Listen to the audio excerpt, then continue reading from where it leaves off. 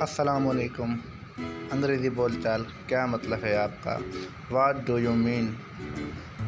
کیا مطلب ہے کا واٹ میں کیا، ڈو مطلب ہے یو منی تمہارا، مینس یعنی مطلب، کیا مطلب ہے آپ کا؟ میں نے کبھی نہیں سنا، آئی نیور ہرڈ دیٹ۔ آئی یعنی میں، نیور یعنی کبھی نہیں، ہرڈ مطلب سنا، دیٹ یعنی وہ، میں نے کبھی نہیں سنا۔ کہاں رہ گئے تھے؟ Where have you been?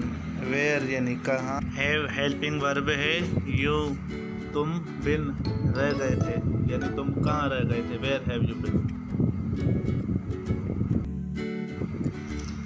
ہم کہاں تھے؟ ویئر ور وی؟ جانے دو، لیٹ اٹ بی۔ ہم کہاں تھے؟ ویئر کہاں، ور تھے، وی ہم، لیٹ اٹ بی جانے دو۔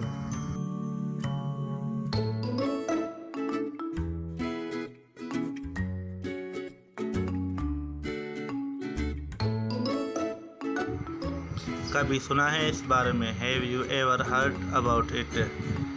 ہیو یو یعنی آپ نے، ایور یعنی کبھی، ہرڈ یعنی سنا، اباؤٹ کے بارے میں، اٹ یعنی اس کے بارے میں، کبھی اس کے بارے میں سنا یا کبھی سنا ہے اس بارے میں؟